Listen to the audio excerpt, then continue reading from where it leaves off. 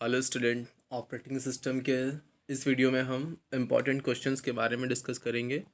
जो कि last video में हमने यूनिट 1 के इम्पॉर्टेंट क्वेश्चंस के बारे में देखा था, उनको डिस्कस किया था। इस वीडियो में हम यूनिट 2 से लेकर लास्ट यूनिट तक के इम्पॉर्टेंट क्वेश्चंस जो कि आपके एग्ज़ाम के पॉइंट ऑफ व्यू से इम्पॉर्टेंट है उनको डिस्कस करेंगे।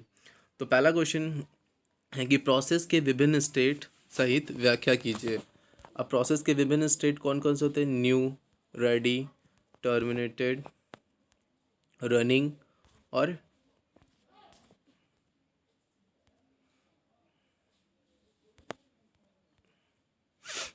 आयो स्टेट। ये देखिए, सबसे पहले क्या होता है? न्यू स्टेट, जहाँ पे प्रोसेस हमारा कोई भी क्रिएट होता है। जैसे ही हमारा कोई प्रोसेस क्रिएट हुआ तो वो कहाँ पे है? New state. जब वो वहाँ से उठ के मेन मेमोरी में आया तो वो कौन सा प्रोसेस कौन से स्टेट में है? रेडी स्टेट में है। और जब मेन मेमोरी से उस प्रोसेस को सीपीयू एलोकेट हो जाती है तो वो रनिंग स्टेट में चला जाता है। और जब उसका एग्जीक्यूशन समाप्त हो जाता है तो वो टर्मिनेटेड स्टेट में।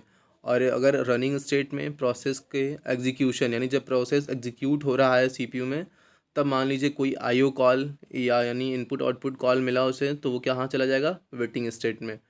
ठीक।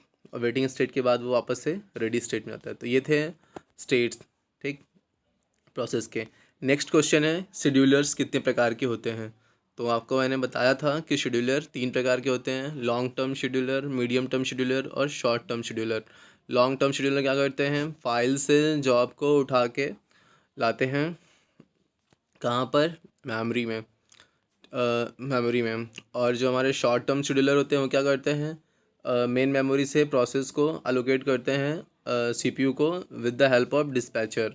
ठीक है, डिस्पैचर की सहायता से। ठीक। तो लॉन्ग टर्म शेड्यूलर देखिए, इसके एक शॉर्ट नोट, इस शेड्यूलर में को बैच सिस्टम में प्रयोग किया जाता है। इसमें प्रोसेस को एग्जीक्यूट करने के लिए मास स्टोरेज डिवाइस पर स्टोर कर लिया जाता है। इसमें प्रोसेस अपनी पूरी आईओ रिक्वायरमेंट के साथ होता है तथा स्टोर्ड प्रोसेस को एग्जीक्यूशन के लिए सीपीयू को अलोकेट कर दिया। इसमें सीपीयू बर्स्ट और आईओ बर्स्ट। तो ये था कि कैसे मैंने आपको क्लास में भी इसका नोट्स बनाया है, तो उससे आप लोग इसको मैं कंप्लीट करिए। नेक्स्ट क्वेश्चन है, इंटर प्रोसेस कम्युनिकेशन को समझाइए। इंटर प्रोसेस कम्युनिकेशन अर्थात दो प्रोसेस ऑपरेटिंग सिस्टम में एक से ज़्यादा प्रोसेस रन करते हैं तो किन्हीं दो प्रोसेस के मध्य कम्युनिकेशन कैसे यानी बातचीत कैसे होती है उसको आपको एक्सप्लेन करना है। एक है शेयर्ड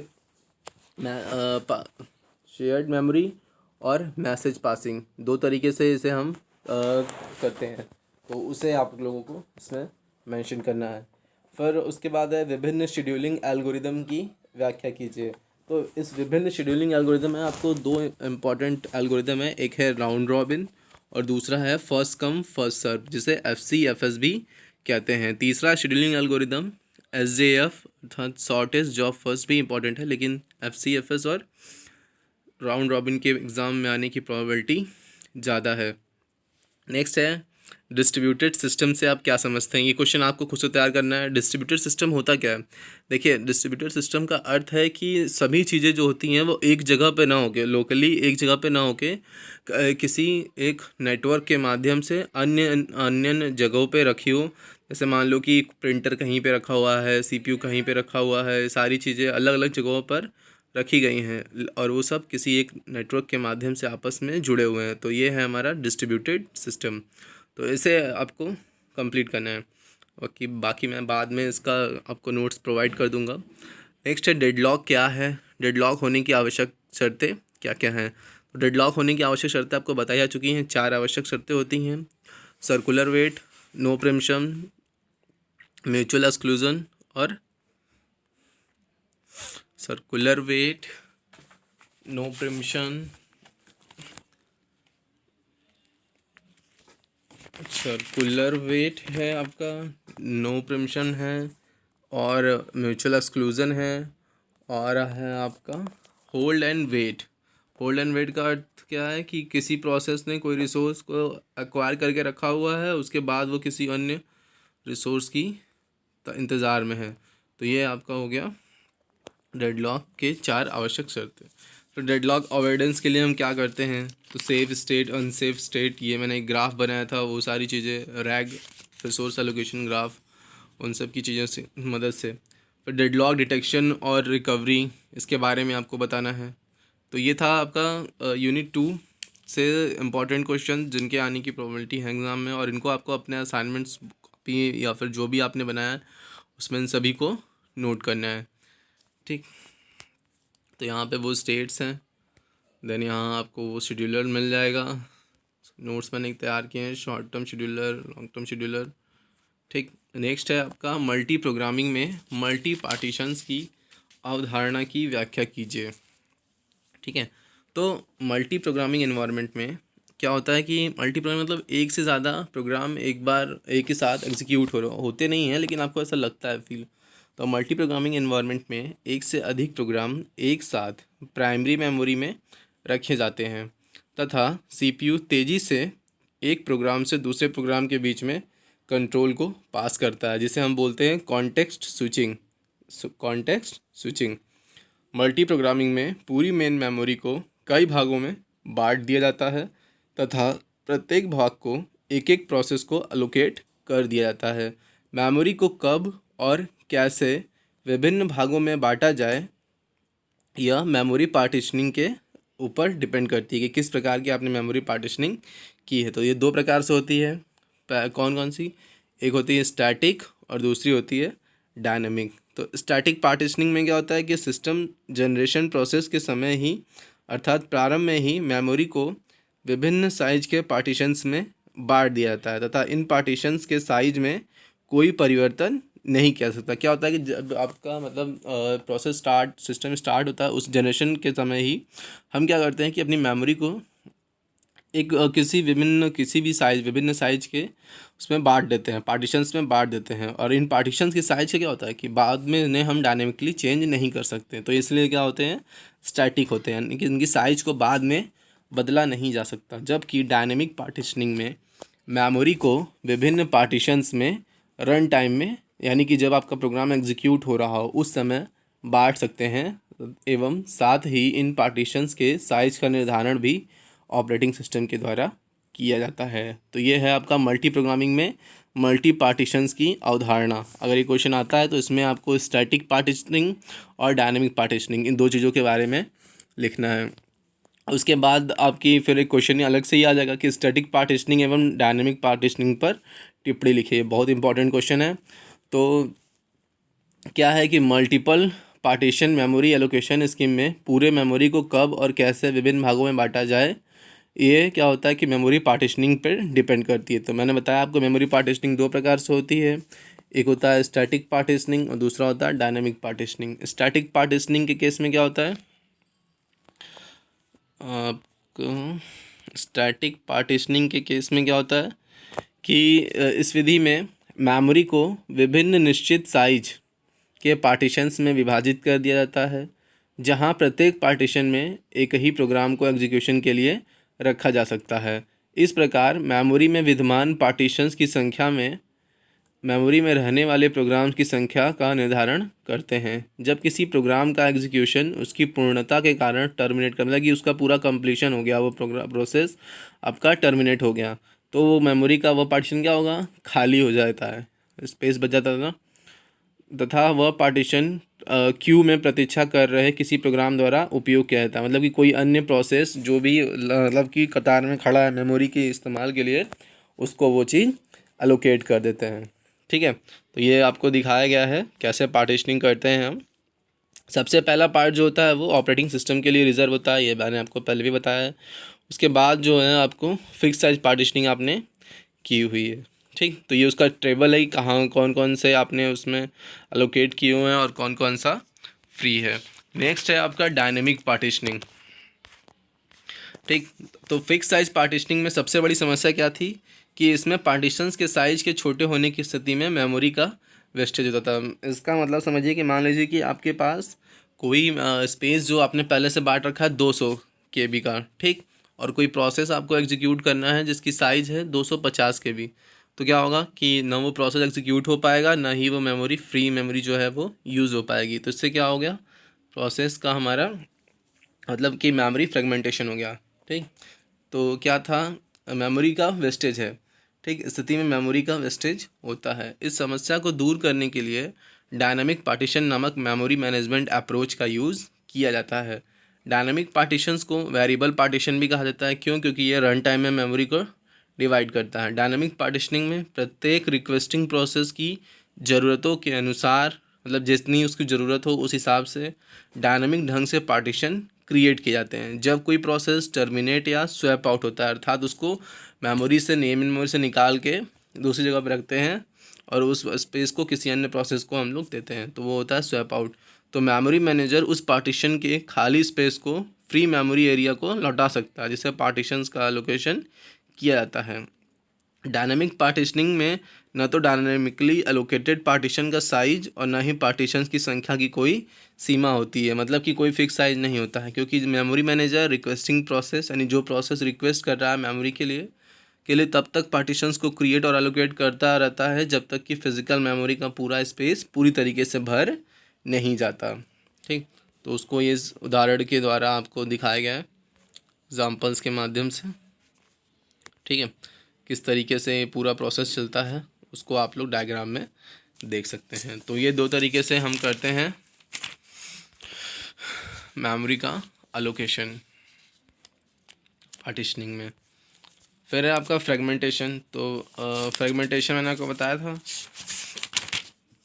कि फ्रेगमेंटेशन क्या होता है कि हार्ड डिस्क की एक ऐसी स्थिति होती है जिसमें एक सिंगल फाइल के बहुत सारे भाग डिस्क में अलग अलग जगहों पर स्टोर होते हैं, जिसके कारण मेमोरी का लॉस होता है तथा ऑपरेटिंग सिस्टम की वर्किंग कैपेसिटी भी अफेक्टेड होती है। दूसरे शब्दों में हम कह सकते हैं कि फ्रेगमेंटेशन हार्ड डिस्क की एक ऐसी स्थिति है फ्रेगमेंटेशन हार्ड डिस्क की एक ऐसी स्थिति है जिसमें एक फ़ाइल के भाग नॉन कॉन्टिग्यूस मेमोरी में स्टोर रहते हैं। आसान शब्दों में कहें तो मेमोरी का जो लॉस है वही क्या होता है? फ्रेगमेंटेशन होता है। ठीक, मेमोरी का लॉस फ्रेगमेंटेशन होता है।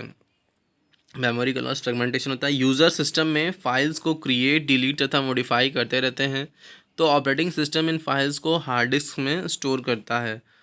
कभी एक फ़ाइल के कुछ अलग अलग मतलब एक फ़ाइल के अलग अलग भाग अलग अलग स्थानों पर स्टोर कर देता है, क्योंकि कॉन्टिग्यूस लोकेशन पे ज़रूरी नहीं। तो इसलिए मान लीजिए कि आपने कोई MS वर्ड का एक डॉक्यूमेंट किसी डिस्क में एक जगह पर सेव किया है, तो वह आपको एक जगह पर दिख रहा है, पर हो सकता है कि डॉक्यूमेंट के भाग अलग अलग जगहों पर हो सकता है। डॉक्यूमेंट के 4 पार्ट्स बनाए गए हों, पेजिंग का कॉन्सेप्ट है, तो वो अलग अलग जगहों पर स्टोर होंगे। ठीक, तो इससे क्या होता है, यही जो चीज़ें हैं हमारी फ्रेगमेंटेशन है। तो फ्रेगमेंटेशन दो प्रकार का होता है, एक्सटर्नल फ्रेगमेंटेशन और दूसरा इंटरनल फ्रेगमेंटेशन। एक्सटर्नल फ्रेगमेंटेशन का मतलब कि वह फ्रेगमेंटेशन जिसमें हमारे डिस्क में पर्याप्त मेमोरी स्पेस होता है परंतु हम उसे प्रयोग नहीं कर सकते क्योंकि मेमोरी स्पेस कॉन्टिग्यूअस नहीं है। इसका अर्थ क्या है कि मान लो आपके पास जो भी आपने पार्टीशनिंग की थी, मान लो स्टैटिक के केस में, तो आपका एक जो मेमोरी का जो पार्टीशन है वो 200 केबी का है, दूसरा जो है 50 केबी का है। ठीक है, दो अलग अलग पार्टीशन है, एक 200 केबी का, एक 50 केबी का, और आपके पास एक प्रोसेस है एग्जीक्यूशन के लिए जिसकी साइज़ है 250 केबी। तो कायदे से तो आपके पास 250 केबी मेमोरी जो है वो अवेलेबल है, फ्री है, लेकिन वो मेमोरी क्या है? कॉन्टिग्यूअस नहीं है, अर्थात एक साथ एक जगह पर नहीं है, तो जिससे कि हम उसे किसी प्रोसेस को एलोकेट नहीं कर सकते हैं। तो ये क्या है? External fragmentation. ठीक है, तो यदि इससे क्या होता है कि हमारी बहुत सारी मेमोरी स्पेस बेकार चली जाती है। एक्सटर्नल फ्रेगमेंटेशन को हम क्या करते हैं कि कॉम्पैक्शन के द्वारा दूर किया जा सकता है। तो एक क्वेश्चन आता है कि एक्सटर्नल फ्रेगमेंटेशन को हम कैसे दूर कर सकते हैं?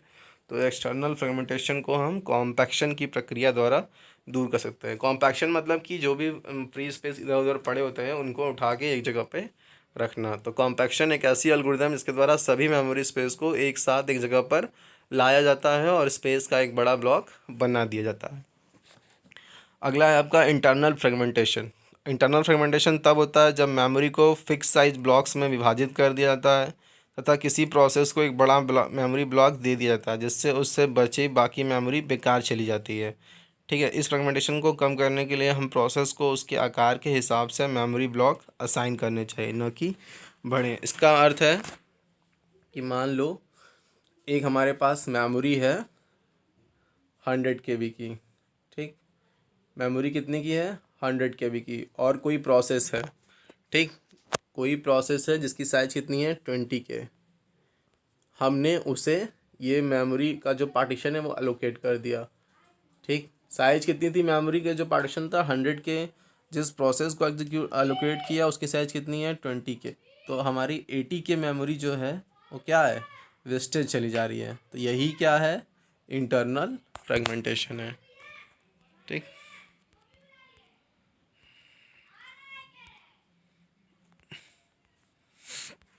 Internal fragmentation. नेक्स्ट क्वेश्चन आपका है कि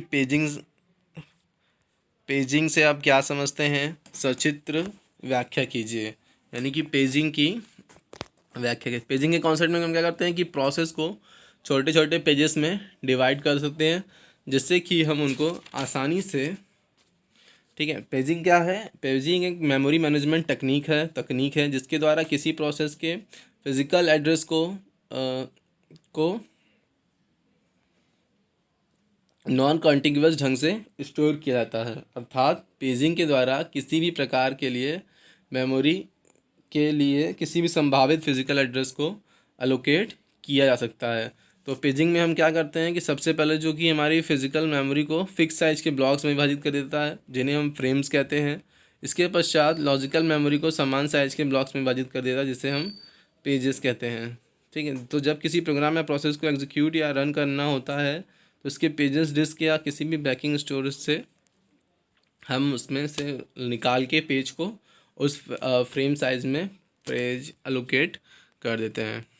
इसका मैंने आपको नोट बनाया है, उससे आप पढ़िएगा, ज़्यादा बेहतर होगा। उसके लिए एक डायग्राम है, मैं उसको आपको दिखा देता हूँ।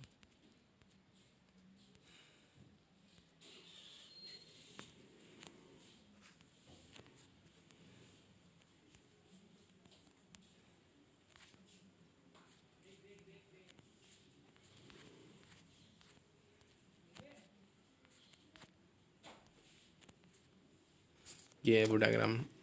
CPU है, हमने वर्चुअल एड्रेस यानी जो हमें CPU के द्वारा जो जनरेटेड एड्रेस है वो है। उसके बाद हमारा फिजिकल एड्रेस, तो वर्चुअल एड्रेस में वर्चुअल पेज नंबर और ऑफसेट सेम होता है फिजिकल एड्रेस और वर्चुअल एड्रेस दोनों में। तो ये आपको डायग्राम बनाना होगा जब आपको पेजिंग का। ये हमारी मेन मेमोरी है, CPU और दोनों का एड्रेस। ठीक,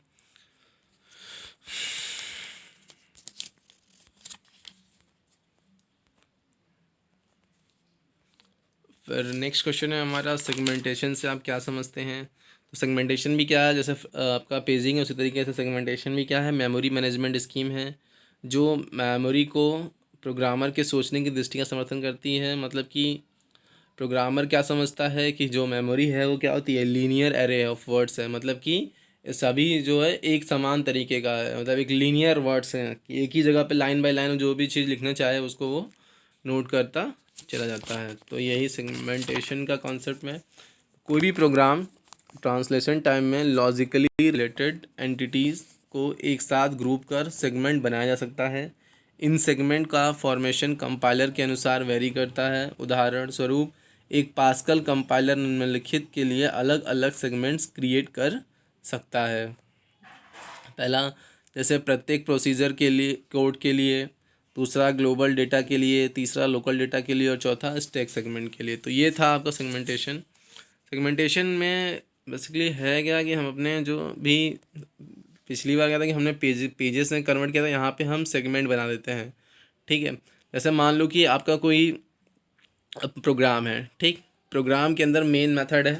ठीक, तो मेन मेथड मान लो अंदर है और मेन के अंदर आपने जो कुछ भी कोई फंक्शन डिक्लेयर किया, तो ऐसा ना हो कि एक ही फंक्शन, अगर हम पेजिंग का कॉन्सेप्ट लगाएंगे तो एक ही फंक्शन को हम अलग अलग पेजेस में डिवाइड करें तो उसको हो सकता है कि 2 पेजेस में हमने कन्वर्ट कर दिया एक फंक्शन को। तो इससे क्या होगा कि दोनों पेज जो होंगे वो अलग अलग जगहों पर स्टोर हो जाएंगे। तो जब हम इन्हें यूज़ करते उस टाइम पे हमें इसके लिए काफ़ी ज़्यादा एक्सेस टाइम की आवश्यकता होगी। तो ऐसा ना हो तो इसके लिए हमने क्या किया कि प्रोग्राम्स के ब्लॉक को सेगमेंट्स में बांट दिया कि इतने जितने भी सेगमेंट्स एक साथ एग्जीक्यूट होने हैं उनको हमने एक साथ करके सेगमेंट्स के रूप में कन्वर्ट कर दिया। तो ये है हमारा सेगमेंटेशन।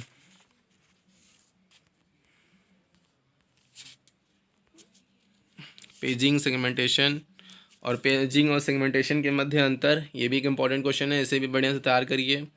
और क्वेश्चन आता है कि टिप्पणी लिखने के लिए, तो वर्चुअल मेमोरी आपको बताया ही जा चुका है।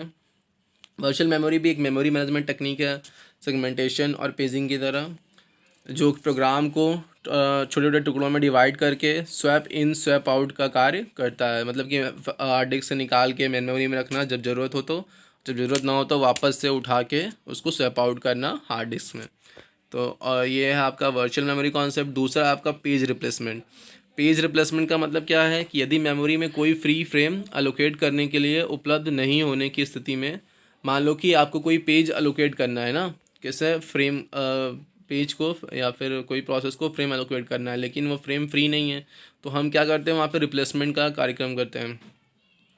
तो पेज रिप्लेसमेंट मेमोरी में कुछ ऐसे पेजेस को खोजता है जो वर्तमान में यूज़, मतलब कि जो करंटली यूज़ ना हो रहे हो, ठीक हो रहे हो, तो उन्हें क्या करता है, वहाँ से स्वैप आउट कर देता है, और जिससे जो मेमोरी फ्री होती है उसमें हम क्या करते हैं, दूसरे जो भी प्रोसेस रिक्वेस्ट करता है उसे मेमोरी को अलोकेट कर देते हैं। तो पेज रिप्लेसमेंट के लिए कुछ एल्गोरिदम है, मतलब तकनीक क्या बोल सकते हैं उसको, आपकी पॉलिसीज़ बनाई गई हैं। वो क्या क्या है, पहला फर्स्ट इन फर्स्ट आउट, यानी कि जो पहले इस पॉलिसी में मेन मेमोरी सबसे पहले लोड किए गए पेज को, यानी कि जो जिस फर्स्ट इन फर्स्ट आउट के केस में जिस प्रोसेस को पहले मेमोरी एलोकेट हो गई होगी उसको हम सबसे पहले उससे वहाँ निकालेंगे। दूसरा, मान लो अगर हमने लीफो पॉलिसी लगाई होगी, लीफो मतलब लास्ट इन फर्स्ट आउट, तो तब क्या होगा कि जो सबसे लास्ट में आया होगा उसको हम सबसे पहले निकालेंगे। और तीसरा है लिस्ट रिसेंटली यूज्ड, यानी LRU। इसके केस में क्या है कि वो प्रोसेस जिसका सबसे ज़्यादा समय से कोई इस्तेमाल ना हो रहा हो, ठीक, तो उसको हम हटाते हैं। और लीस्ट रिसेंटली यूज्ड, और चौथा है लीस्ट फ्रिक्वेंटली यूज्ड, ठीक। तो लीस्ट फ्रिक्वेंटली मतलब जिसका बिल्कुल यूज़ नहीं हुआ, और लीस्ट रिसेंटली मतलब जिसका हाल ही में इस्तेमाल नहीं हुआ, LRU और LFU, ठीक। तो ये हैं कुछ। और एक और क्वेश्चन टॉपिक था आपका डिमांड पेजिंग। डिमांड पेजिंग में भी क्या होता है कि डिमांड पेजिंग भी एक ऐसी तकनीक है जिसमें एक पेज को सेकेंडरी मेमोरी से, डिमांड पेजिंग भी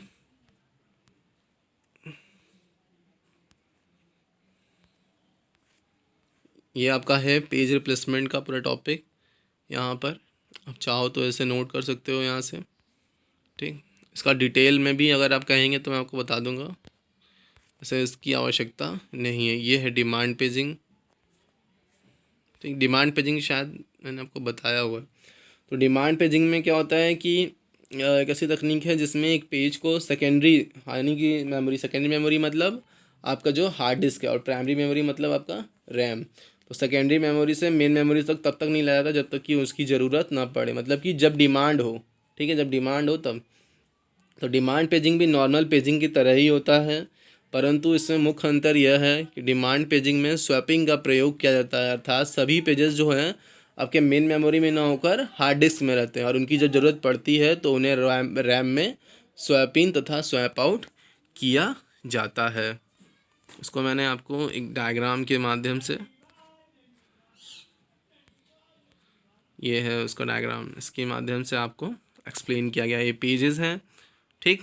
और ये आपके हार्ड डिस्क के अंदर है, सेकेंडरी स्टोरेज डिवाइस में, वहाँ से ये पेजेस उठा उठा के मेन मेमोरी में लाए गए हैं, ज़रूरत पड़ने पर और आवश्यकता न होने पर हमने वापस से भी भेज दिया है। नेक्स्ट हम बात करेंगे फाइल सिस्टम के बारे में।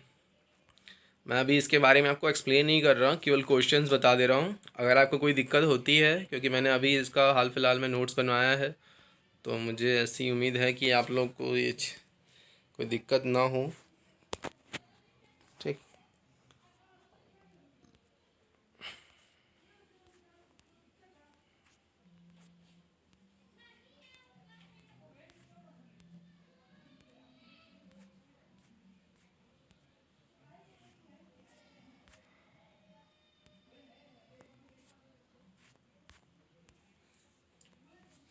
इसमें नहीं है क्वेश्चन, तो मतलब क्वेश्चन है आपका कि शेयर डिवाइस और डेडिकेटेड डिवाइस से आप क्या समझते हैं। तो मैंने आपको ये बताया था आईओ से कि डेडिकेटेड डिवाइस क्या होते हैं, शेयर डिवाइस क्या होते हैं, ठीक। ये क्वेश्चन था, उसमें यूनिट मिस हो गई है इनपुट आउटपुट सिस्टम की, और उसमें था सेकेंडरी स्टोरेज डिवाइस से आप क्या समझते हैं। एक क्वेश्चन ये था कि सेकेंडरी स्टोरेज डिवाइस आप क्या समझते हैं, स्टोरेज डिवाइसेस से आप क्या समझते हैं। तो ये सब जो है आपका मेमोरी से स्टोरिंग डिवाइसेस से संबंधित था। और उसमें एक टॉपिक था बफरिंग एवं स्पूलिंग का, ठीक है। तो उसको भी देख लीजिएगा। बफर भी क्या होता है, टेम्परेरी एरिया होता है जहाँ डेटा मुख्य मेमोरी से ट्रांसफ़र होने से पहले कुछ समय के लिए स्टोर होता है। नेक्स्ट है आपका फाइल सिस्टम, ठीक। तो इससे भी क्वेश्चंस को देखिए जो कि इम्पोर्टेंट है एग्ज़ाम के पॉइंट ऑफ व्यू से।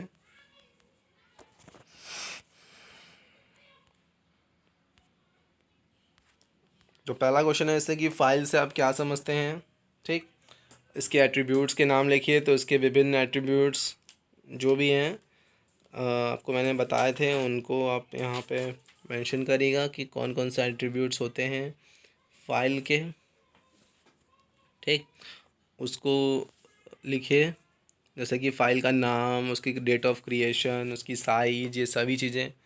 उसके बाद है फ़ाइल सिस्टम कितने प्रकार का होता है, ये मैंने आपको बताया भी है। और फिर से बता देता हूँ कि फ़ाइल मुख्यतः फैट होता है, यानी फुल फॉर्म फाइल, मतलब file allocation table, fat file allocation table, FAT32 मतलब ये उसका एडवांस वर्जन है। NTFS फाइल सिस्टम यानी न्यू टेक्नोलॉजी फाइल सिस्टम। और उसके बाद आपका global file system, hierarchical file system, F2FS flash friendly file system. ये विभिन्न उसके फाइल के प्रकार हैं, इनको आप तैयार करिए। कॉन्टिग्यूअस एलोकेशन और नॉन कॉन्टिग्यूअस, ये दो प्रकार से एलोकेशन होता है डिस्क का, मतलब फ़ाइल को, ये मैंने आपको बताया है, ये लिखिए। और उसके बाद संचिका तंत्र यानी कि फ़ाइल सिस्टम के 3 कार्यों को लिखिए। तो इसके 3 कार्य होते हैं कि लॉजिकल फाइल एड्रेस से फिज़िकल डिस्क एड्रेस की मैपिंग, दूसरा डिस्क स्पेस के मैनेजमेंट, एलोकेशन और डी एलोकेशन, तीसरा है सिस्टम की सभी फाइलों की जानकारी रखना एवं उन फाइलों की शेयरिंग और प्रोटेक्शन। तो ये सभी फाइल सिस्टम यानी संचिका तंत्र के 3 इम्पॉर्टेंट काम हैं। उसके बाद आपका लास्ट यूनिट है आपका लिनक्स। तो इसमें आपको बताना है कि लिनक्स से आप क्या समझते हैं एवं इसका आर्किटेक्चर, पहला क्वेश्चन। दूसरा है लिनक्स के ऑपरेटिंग सिस्टम के हिस्ट्री के बारे में बताइए, लाइनस टॉर्नेट ने किस प्रकार इसको डेवलप किया यूनिक्स की तरह एक ऑपरेटिंग सिस्टम बनाते हुए, ये सभी चीज़ें। और फिर उसमें कुछ कमांड्स, इसमें है हु, cd, pwd यानी print working directory, mkdir, cat, rmdir, chmod, mv, right, talk, ठीक है। उसके बाद लिनक्स सेल से आप क्या समझते हैं, कितने प्रकार के होते हैं ये, C shell, K shell, Bourne again shell, bash, ठीक, ये सारे सेल के बारे में। और उसके बाद VI एडिटर कमांड। तो इतने सारे क्वेश्चंस हैं, इनको आप तैयार कर लीजिए। इनसे ही आपके क्वेश्चंस एग्ज़ाम में मोस्टली आने की चांसेस हैं। नेक्स्ट वीडियो में हम जब भी डिस्कस करेंगे तो डेटाबेस मैनेजमेंट सिस्टम के क्वेश्चंस के बारे में डिस्कस करेंगे। आपको जिस भी क्वेश्चन से संबंधित कोई भी डाउट हो रही हो तो उसको आप ग्रुप में मैसेज करिए, उस टॉपिक का नाम, मैं उससे संबंधित आपको मटेरियल उपलब्ध कराऊंगा जिससे कि आपकी समस्या का समाधान हो सके।